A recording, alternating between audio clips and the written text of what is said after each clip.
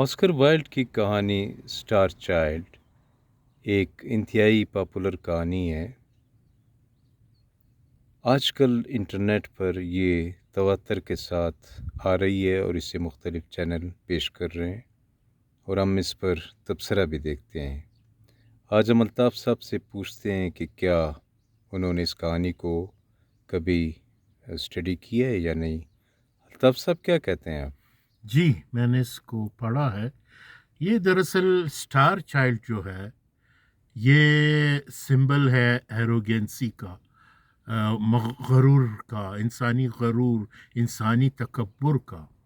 پھر اس میں جو ہیرو ہے is also the protagonist, also is the antagonist of this. یہ ولن بھی ہے اور یہ خود ہیرو بھی ہے۔ ولن یہ ہے کہ یہ اپنے as long as he is good, he performs good, he is a hero.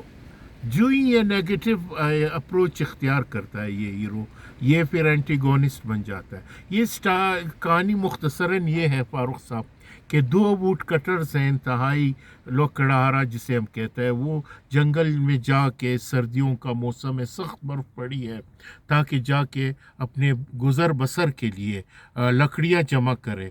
تو یہ جب جنگل میں آتے دیکھتے کہ برف کے اندر ایک کلاک، ایک بڑا سا چوغا ہے، گولڈن رنگ کا چوغا جس کے اوپر سٹار کا نشان ہے۔ اس کو جب یہ سمجھتے کہ خزانہ ہمیں مل گیا تو یہ خوش ہوتے، جب اس کو کھولتا ہے اس کے اندر ایک بچہ ہے، ایک چھوٹا سا انفنٹ بچہ سویا ہوا ہے، جس کے گردن میں ایک انتہائی قیمتی پتھر لٹکے ہوئے ہے۔ تو یہ کہتا ہے کہ یہ کیا ہے، ہم تو آئے تھے ادھر، ہم نے روزگار کے لیے لکڑی جمع، یہ ہم کیا کریں، ہمارے خود اپنے بچے ہیں جو ہم اس کو بمشکل ہم پال سکتے ہیں۔ تو اس کو کہتے ہیں اس کو رہنے دو استری۔ پھر دوسرا جو ہے اس پر رحم کہتا ہے کہ نہیں، ہمیں اس کو اٹھانا چاہیے، مر جائے گا اس سردی میں۔ اس کو اٹھا کے اس کے کلاک میں، اس کے اسی چوغے میں لپیٹ کر کے اس کو لے آتا ہے اپنے گھر۔ تو اس کی بیوی کہتا ہے کہ یہ کیا تو نے لایا، یہاں آلریڈی ہمارے بچے، اس کو ہم کیسے پالیں گے، how we can feed them him. So then what happened, then they started، اس کی بیوی کے دل کے اندر ایک رحم آ جاتا ہے، پھر اس کو وہ سنبھالنے لگتی ہے۔ تو یہ بچہ بڑا ہوتا ہے، لیکن ایکسٹراڈنری خوبصورت بچہ، انتہائی فیئر، بالکل ایسے چاند کی طرح روشن۔ لیکن یہ جب دوسرے بچوں کے ساتھ کھیلتا ہے، اس میں ایک ایروگینسی آتا ہے، یہ اپنے آپ کو اسپیشل سمجھنے لگتا ہے کہ میں تو بڑا خوبصورت ہوں، آپ لوگ جو ہے آرڈنری ہو۔ تو بڑا پھر جنگل میں یہ جانوروں پہ ظلم کرتا ہے، گلیری کو اندھا کر لیتا ہے، اور ایک چڑیا کے پرندوں کے ساتھ یہ اس کے جو ونگز ہے اس کو کلپ کرتا ہے، نکالتا ہے، بڑا عجیب حرکتیں کرتے ہیں۔ ایک دن ایک بوڑھی عورت آ کے اس سے، وہ اپنے ان کے گھر کے پاس آتا ہے کہ مجھے اپنے بچے کی تلاش ہے، 10 سال ہوا ہے میرا بچہ مجھے نہیں ملا ہے۔ تو وہ کہتا ہے کہ شاید یہی میرا بچہ ہو۔ تو وہ کہتے ہیں، جب یہ اسٹار چائلڈ اس کو دیکھتے ہیں، وہ کہتے تم تو میری ماں نہیں ہو سکتی ہو، میں اتنا خوبصورت ہوں، دفع ہو جاؤ، گم ہو جاؤ۔ بڑی رفلی انداز میں اس کو ڈسکارڈ کرتے ہیں یہ۔ تو وہ بیچاری روتی ہے، اور بعد میں جو ہی اس کو یہ اس کا رویہ انتہائی مغرورانہ، انتہائی، تو یہ ان آل آف اے سڈن یہ بچہ جو ہے اس کی شکل بدل جاتا ہے، اس خوبصورت بچے سے ٹرن ہو جاتا ہے ایک ٹوٹ کی طرح، ایک فراک کی طرح، ایک مینڈک کی طرح اس کا شکل بن جاتا ہے، اس کی جلد بھی سنیک کی طرح ایسے۔ تو یہ جب دیکھتا ہے، لوگ جب دیکھتا ہے اس سے ڈر کے بھاگ جاتا ہے دور۔ پھر یہ جب خود اپنے آپ کو دیکھتے کہ میرے ساتھ کیا ہوا، دین ہی ریئلائز، پھر اس کو محسوس ہونے لگتا ہے کہ میں نے اس خاتون کے ساتھ غلط کام کیا۔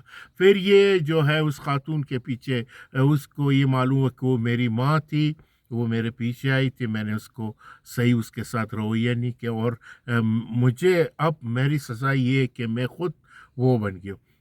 وہ اپنا اینٹیگونسٹ، وہ پہلے پروٹوگونسٹ تھا، اب اینٹیگونسٹ یعنی ویلن بن گیا۔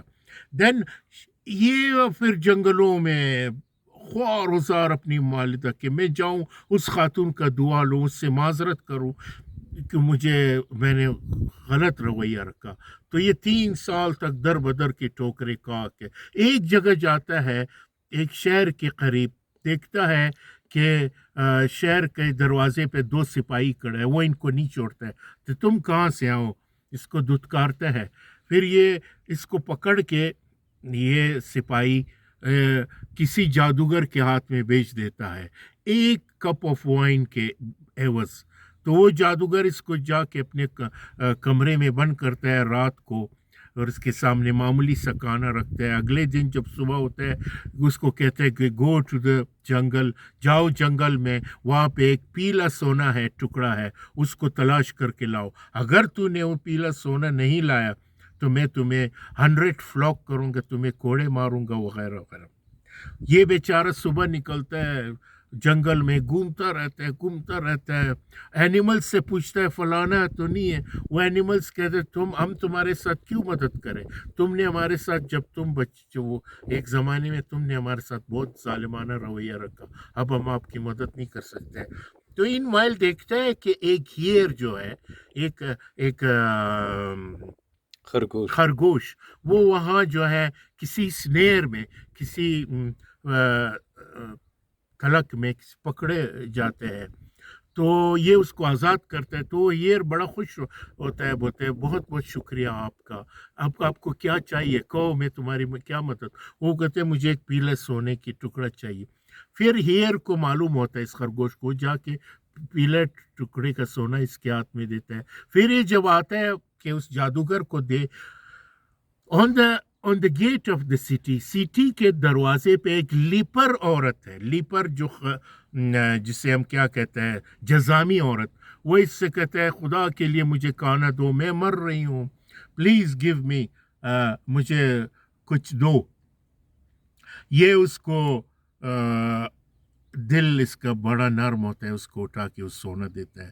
تو خیر جب وہ وہاں جاتا ہے رات کو، تو اس کے جو جادوگر ہے پھر اس کو تو تم نے کیوں نہیں لایا، اس کو پھر قید میں ڈالتا ہے، اس کو مارنے لگتا ہے. اگلے دن نیکسٹ ڈے پھر اس کو کہتے ہیں جاؤ جنگل میں وائٹ پیس آف گولڈ کو مطلب تلاش یہ کرو. عمل بار بار ریپیٹ ہوتا جاتا ہے. وائٹ پیس آف گولڈ کو اسی طرح پھر آتا ہے، پورا دن گھومتا ہے، اس کو نہیں ملتا ہے. پھر وہی ہیر، وہی خرگوش اس کی مدد کرتا ہے، اس کو وائٹ پیس آف گولڈ.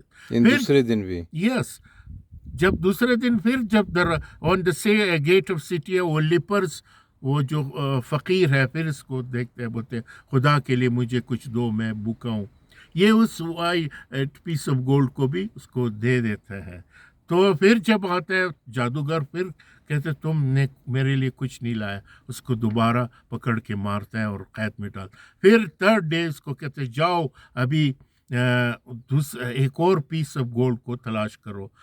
یہی پروسیس ریپیٹ ہوتا ہے.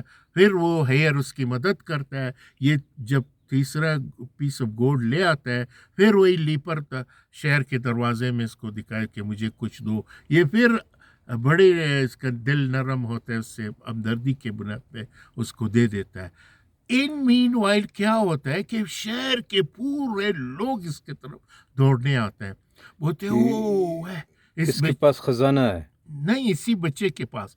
بولتے what a beautiful, what a اچھا، فیئر. اس کے حسن سے حیران ہو جاتے دوبارہ ہیں. اس کے حسن بحال ہوتی ہے، اس ایکٹ آف کائنڈنس کی وجہ سے، اس مہربانی کے اس عمل کی وجہ اس سے، نرمی کے سلوک کی وجہ سے. پھر وہ بولتے ہیں، پھر وہ دیکھتا ہے کہ ایک کنگ اور کوئین اس کو اٹھا کے محل میں لاتا ہے. بولتے یو آر، تم چلو، ہم تمہیں اپنے بادشاہ اور ملکہ کے پاس لے. بادشاہ اور ملکہ جب تو ہمارا بچہ ہو، وہی اسٹار چائلڈ ہو.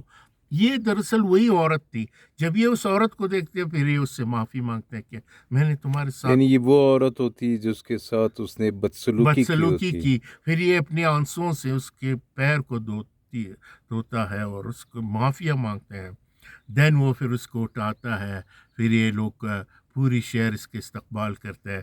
پھر جب یہ اپنے چہرہ آئینے میں دیکھتے ہیں، واپس وہی خوبصورت جوان. بظاہر تو یہ سیدھی سادی سی کہانی ہے. جی سر. آخر اس سے ہمیں کیا میسج ملتا ہے؟ اس میں میسج یہ ہے کہ इसने गलत काम किया, उस गलत काम की वजह से इसको पनिशमेंट मिला, लेकिन इसने तवील 3 साल से ज़्यादा इसने ज़ोबतें बर्दाश्त की, इसने तकलीफ़ें बर्दाश्त, वो नहीं कहते एक्ट ऑफ रिडम्पशन, ये रिडीम हुआ, ये निजात पाया। जिस तरह दोस्तोयेवस्की के नावल में प्रिंस मैश वो जो है रॉस्केलिनकोफ क्राइम एंड पनिशमेंट में क्राइम एंड पनिशमेंट में रॉस्केलिनकोफ एक गलत काम करता है, एक्ट करता है, तो पूरे नावल में पूरे इस दौरान वो अपने आप को सजा देते हैं, एक पनिशमेंट में एक ज़हनी कोफ्त से गुजरते हैं, लास्टली वो रिडम्पशन पा लेता है, नहीं निजात पा जाती है, तो उसके वो तकलीफ़ें ख़त्म हो जाए।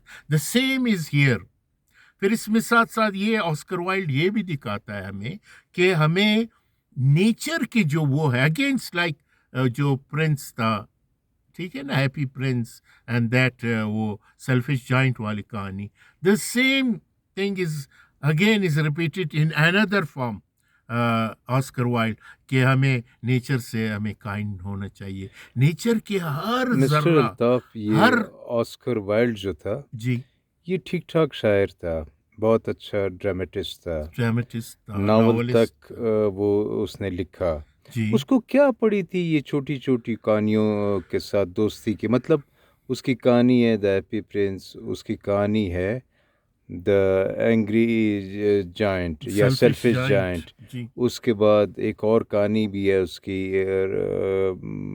वो रोज़ और नाइटिंगेल जो है। नाइटिंगेल एंड द रोज। आखिर इसको इन कहानियों में क्या फ़ायदा मिलता था, क्यों वो इनको लिखता ये था, वजह क्या ऑस्कर थी? वाइल्ड ये है कि ये at the same time simultaneously he wrote for children also, and the same thing he wrote for the elders and for the adult people also. इसमें जो कहानी है, इसमें जो मोरल वो है, टीचिंग है, it applies to both the children and also for the adult. ये जो इसकी अखलाकी जो मोरल दर्स है, ये सब इंसानों के क्यों ऊपर। ऑस्कर वाइल्ड का क्या ज़माना था, उसको मोरालिटी की क्या ज़रूरत पड़ गई थी? मेरे ख्याल में ये इंस्पायर थे, ये नेचर से बड़ा इंस्पायर था ये, अच्छा, इसने नेचर को ज्यादा, इसकी मोस्ट ऑफ द नावल में शहरी जिंदगी कम है, ज्यादातर नेचर इसको दिखाई देता है। स्टार और चाइल्ड है, खूबसूरती भी द है, फिशरमैन एंड द खूबसूरती भी सोल है। है इसकी। उसके कैरेक्टर देखें, यस, कैरेक्टर्स। खूबसूरती अब है वो नाइटिंगेल को देखें, जी उसके बाद हैप्पी प्रिंस को देखें, फिर वो रोज़ एंड नाइटिंगेल में जो लड़की है वो कितना खूबसूरत जी कैरेक्टर जी है। तो अच्छा, वो एंग्री जायंट जो है उसमें छोटे छोटे बच्चे, वो खूबसूरत जी बाग, जी यानी आपको हर जगह बोतात के साथ ब्यूटी जी मिलती है। क्या कहेंगे आप? बिल्कुल, इसमें नेचर को इसने खूबसूरत अंदाज में इसने पोर्ट्रे किया, खूबसूरत। अब स्टार चाइल्ड इतना खूबसूरत बच्चा है, लेकिन ये एरोगेंसी का शिकार हो जाते हैं, गरूर का, ये अपनी उसका फिर इसको for the very short period of इसको पनिशमेंट मिलता है, but he realised and he learn from that lesson, इसको इस लेसन से ये क्या हम सीख कह जाता सकते है। हैं कि एक दिलचस्प कहानी भी है, जी बहुत खूबसूरत कहानी है, बहुत ही इंटरेस्टिंग है? दिलचस्प है, मुझे तो बहुत अच्छा लगा। आई थिंक मैं सजेस्ट करता हूँ इसको एल्डर्स को भी और चिल्ड्रन को भी पढ़ना चाहिए। Thank you sir, thank you, thank you.